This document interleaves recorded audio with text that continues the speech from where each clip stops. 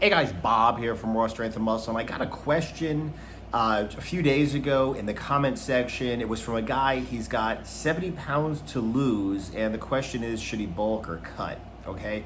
Now, first of all, let me just go ahead and say that this question has a very simple answer. Okay, so I'm going to give you the simple answer, then I'm going to explain to you why it's actually not all that simple.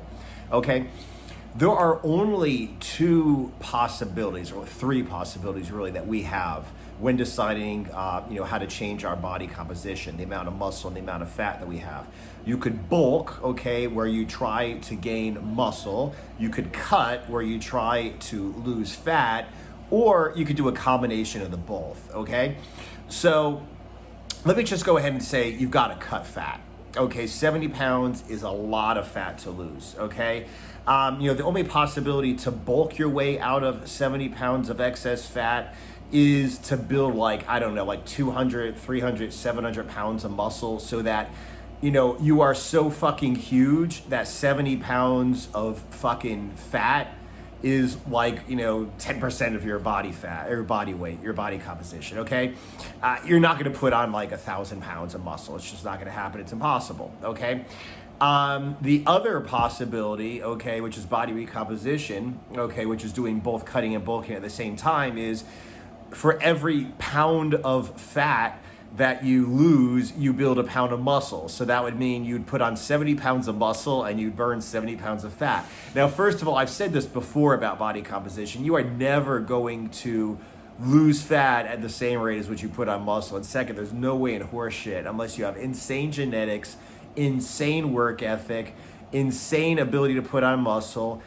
You use PEDs, have an insane response to the PEDs you use, and you perfectly diet for like years, okay, and several cycles of PED level, hormones, will you be able to put on 70 pounds? And guess what? If you have the genetics to put on 70 pounds of muscle and be lean, you're probably not going to be 70 pounds overweight in the first place, okay? So those are just like impossibilities, okay? What you're going to have to do is just cut fat. 70 pounds is a lot of fat. You're going to have to go into a cut. Now, if you're thinking that all you're going to be doing is cutting fat, you're going to stay skinny, you're going to stay weak, you're going to lose all this fat, you're just going to be a smaller, weaker, leaner, but still smaller, weaker version of yourself, the answer is no, that's not going to happen. And I'm going to tell you how to do that, okay? Now, first of all, just by losing fat, your life is going to improve, okay? Losing those 70 pounds, you're going to look better, feel better, and be healthier, okay? Everything in your life is going to improve, okay? So losing the fat is definitely the priority. Second, losing the fat, like I said, is going to make you look better. It's going to make you move better. It's going to make you healthier. I mean, most people, like when I go to the gym, I'm going to the gym right now, no matter how young or how old you are in this gym, almost everybody's in really good shape. Like, it's hard to find somebody who's not in good shape in the gym I'm in right now. But I've been in other gyms where there are a lot of guys that are pretty muscular. I mean, they've got a good build on them, and they're just like fat. And it's like, dude, if you would just lose the fat and expose the muscle you already have, not gain a single ounce of muscle, you're gonna look better, okay? I've done this before when I was 39 and fat as fuck. I went ahead and I lost 40 pounds of fat, and maintained or maybe built a little bit of muscle. I looked like a fucking god when I was done, okay? So you don't have to worry about looking like rubbish when you lose all of that fat, okay? First of all. Second, if you do it the way that I would do it, okay, which I recommend that you crash diet, okay, but you use an intelligent form of crash dieting, okay? So I have something that I call the pure protein diet. It is high protein, it is very low carb, and it is lowish fat, okay, and it is low calories. It is, in fact, a crash diet, but I only recommend it for certain cases, okay? So if you're already lean and you're trying to get like very lean, it's good for you, or if you're very overweight. So if you have 70 pounds of fat to lose, it's really easy to access those fat stores and use them for energy. Okay, it's really easy to take the fat that you have, use it for energy. So that means you can stay in a steep caloric deficit, okay? Low fat, very low carbs, assuming your body is fat adapted, okay? Because one thing I'm a big fan of is before you go on my crash diet, I suggest that you get your body fat adapted, which means you feel good, just living from, protein and fat. Then you cut down the fat, which cuts down the calories, which makes you burn fat faster. Now, since your body's fat adapted and since you have so much excess body fat to burn, you can stay on a low fat, very low carb, low calorie diet for a longer time because it's so easy to burn that fat for fuel in the beginning, okay? So I suggest you do that. Now, part of the diet, I said it's high protein. There are a couple different reasons for that, okay? It satiates your appetite, eating protein, it's really hard to store protein as fat, okay? So you can eat a lot of protein, it will satiate your appetite, you will not be as hungry, but it's like I said, it's really hard to store protein as fat. There's another reason why there's a lot of protein, which is because it has a high thermic effect, okay? So carbs, fat, and protein, okay? Just digesting protein, like the act of eating it and digesting it in your stomach, burns more calories than when you digest carbs, and a hell of a lot more than when you digest fat. So you're going to get the thermic effect of food, okay? But the real reason why I like having so much protein, especially in my crash diet, is because when you eat so much protein, okay, it maintains your muscle mass and actually, in most cases, increases your muscle mass. So this is where you are going to get a little bit of a body recomposition, which means as you lose the 70 pounds, okay, and let's say it takes a year, okay, I'm just gonna go ahead and put it out. Let's just say it takes a year or, the better part of a year, 6-8 months. If you build up let's say like a pound of muscle a month, okay, doing this diet, you're going to end up bigger than you are now, stronger than you are now, but without the fat, okay? So that's important because first of all, losing the fat is gonna expose the muscle you already have. Second, you can build up muscle at the same time. Now, it's ridiculous, fucking ridiculous when people say, oh, well, you need a caloric deficit or you need a caloric surplus to build fucking muscle. When you're 70 pounds overweight, you are a walking caloric surplus, okay? So 3,500 calories, okay, per pound of fat times 70, okay? I mean, I'm not gonna do the math right now, but let's say 7 times 3,000. And I'm cutting myself short here because it's 3,500 calories per pound of fat, but let's say it's just 3,000, okay? That would be 210,000, way the fuck over 210,000 calories that you have stored up. And then people say, oh, you need to be in a fucking caloric fucking surplus. You are a walking goddamn fucking caloric surplus when you're fucking 70 pounds overweight, okay? It really fucking boggles my mind how somebody can say, yeah, go on a fucking jog and burn 500 fucking calories in a deficit. Oh, but you're a deficit. You need to fucking be in a caloric fucking surplus. No, you can burn 500 calories of fat and use that to fuel your run. But then when you say and you don't need like 500 calories, you need a couple, tens of calories a day to build muscle, okay? So it's like, you can burn 500 calories in a fucking deficit and use your body fat to fuel that run, but you can't fucking get 30 or 40 calories a day to build muscle from the fat because it doesn't work like that. Yes, it does, you fucking whack job. You're fucking, people who say you need to be, like a fat person needs to be in a caloric surplus to build fucking muscle, those people are fucking morons. I mean, they're saying you can burn 500 calories on a run, use your fucking body fat to get those 500 calories, but if you need 10, 20, 30, 60 calories to build some muscle, and you have fucking 70 pounds of excess body fat, you can't use that to build the muscle. That's fucking stupid. It just don't make no sense, okay? Don't make no motherfucking sense whatsoever. So, getting back to my point, okay, by working out, doing strength training while you're in an extreme deficit, you are very easily going to be able to build muscle at the same time, okay? And another reason why I include so much protein in my diets, especially cutting, okay, and the frequency. I have you eating 6 times a day. Now, why do I have you eating 6 times a day? Now, first of all, People talk about intermittent fasting and all this crap. First of all, it's bullshit, okay? At the end of the day, if you take in more calories, I don't care if you eat them within 4 hours, 8 hours, 10 hours, or 2 hours, or 2 minutes. If you take in more calories than you burn, you're gonna get fat, okay? So it doesn't matter whether you have an open window or whatever, okay? But the deal with is this. When I wake up in the morning, I'm starving, okay? When I'm bulking, when I wake up in the morning, I'm starving. So you know when I'm in a caloric deficit, when I'm on a diet, I'm starving when I wake up in the morning. I eat, and I don't have to worry about cheating on my diet because I ate, okay?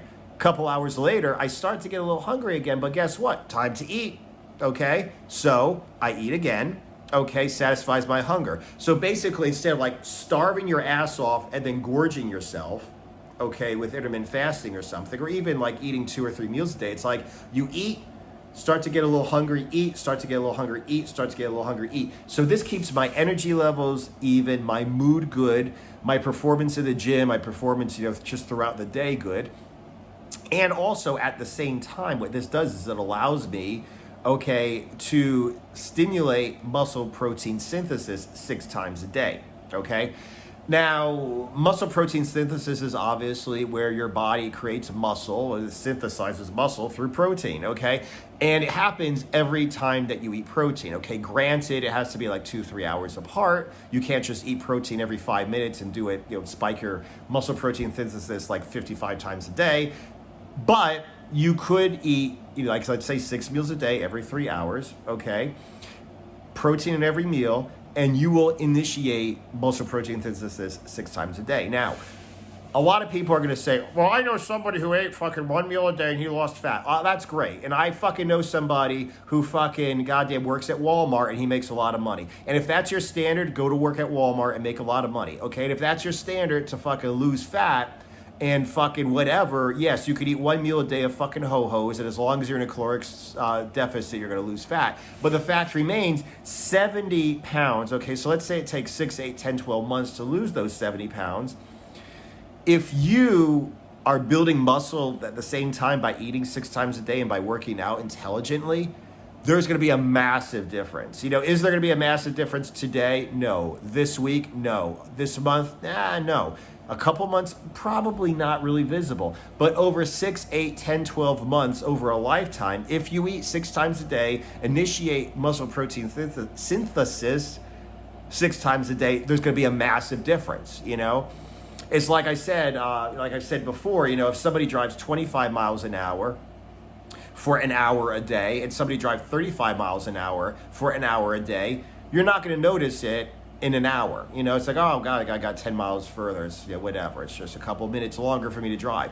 After a week, if somebody is driving, 35 instead of 25 miles an hour, after a month, after fucking several months, after a year, there's going to be an enormous difference, even though in the beginning it's not really that big of a deal. It's just 10 miles an hour, okay? So like I said, it's the same thing here. If you are eating every 3 hours, 6 times a day, if you're stimulating muscle protein synthesis every time you eat 6 times a day, if you're staying in a positive nitrogen balance, which is the situation you want to be in if you want to build muscle, over the course of several months, which you're going to need to lose this fat, you are going to be able to build a significant amount of muscle, okay? And like I said, it's going to keep you satiated, and you are going to burn more fat than if you ate the same amount of calories or the same amount of food, but it was higher in fat or higher in carbs than it was in protein, okay? So that's what I do recommend.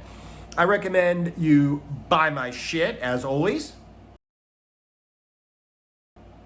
Raw Strength and Muscle Brotherhood, where you get my complete nutrition program, my complete workout program, and weekly Zoom calls with me, as well as a community where you can ask questions whenever the fuck you want, okay? Best way to get group coaching from me and learn everything I have to tell you about, okay? Go ahead and check that out at rsambrotherhood.com. And after you buy my shit, I suggest you go on my pure protein diet.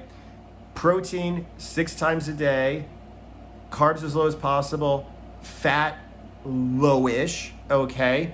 And you stay on that diet and you use that diet as the basis for your transformation, okay? As I say, over time, you're gonna get depleted, even if you're very overweight. You gotta kind of just enjoy the fat loss in the beginning, then at some point you are going to be depleted. No matter how much body fat you have, you are not going to be able to stay on this diet forever. So you're going to have to go ahead and transition into, let's say, take a diet break for a week, go back on the diet for a week or two, take a diet break, go back on the diet for a week or two, or you can use a different approach. It's called fat cycling, okay, where you have high fat and low fat days, where you're still in a net caloric deficit, but you feel good because you have higher calorie days, okay, which do not detract from your fat loss. However, they do give you a physical, emotional, and mental break from the grind of the diet, enabling you to stay on the diet and continue losing fat at a rapid rate for a longer time, okay? And then, of course, at the end, which is one of the most important parts of a diet that most people do not ever discuss, is transitioning out. You know, hey, eat this and lose the weight. Great, I lost the weight. What do I do? Well, I'll go back to eating 10 pizzas, 10 cases of beer, and 10 pints of ice cream a day, because that's what I did before, and holy fuck, you gained weight again. Imagine that. You need to have an exit strategy, okay? Lose the fat. It's very important that you lose the fat. It's very important that that's all dialed in. But you also need to know the diet will be over at some point. You need to be able to maintain the 70-pound fat loss after the diet, and the only way to do that is to know how to transition out of the diet, which means slowly, okay, increase your calories according to plan, okay, according to feel, and then you will reach your maintenance calories, okay? And you need to have a diet you can stay on. I suggest you stay on low-carb diets, okay, because it's simple, it's easy to find. People who say you can't find fucking keto food are morons. I mean, I could walk into a damn, Publix or some supermarket right now, grab some pre-cooked deli meat and a couple slices of cheese or some nuts or whatever for some fat, and bang, I got my food, okay? I could walk into any steakhouse and have a steak.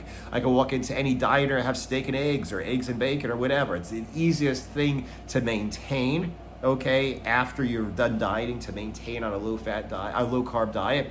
And between you and me, most people are like me, I'm a fat boy at heart. So my girlfriend always says, no matter how shredded I am, my fiance now, my ex-girlfriend, current new fiance, we always talk about how I'm a fat boy at heart. I love to fucking eat, okay? I cannot eat carbs or I will get fat as fuck. And the reason is I'll just fucking not stop eating until I'm fat as fuck, okay? Whereas on the other hand, I enjoy my low-carb food. I'll eat an omelet, push away from the table and be like, that was a good omelet, I enjoyed it, I'm satisfied, but I'm not stuffed, okay? So, like I said, make sure you have an exit strategy, because it's gonna be hard to lose 70 pounds. It's gonna be harder to keep it off unless you have an exit strategy, okay? Make sure you know how to transition out of the diet, and make sure you know what diet you're gonna stay on when you're done. Anyway, I appreciate it. It was a pretty cool question. Definitely going to be trying to answer as many questions in the comments as possible, so definitely drop your question down below. If you have one, I will answer it in a video. Aside from that, thanks for watching. Subscribe if you haven't. Like the video if you haven't, because it does something with the algorithm that YouTube thinks is better than if people don't like it. And I don't know, they show it to more people or whatever, because we got to grow this shit. Okay, and do not forget to buy my shit. See you guys in the next video.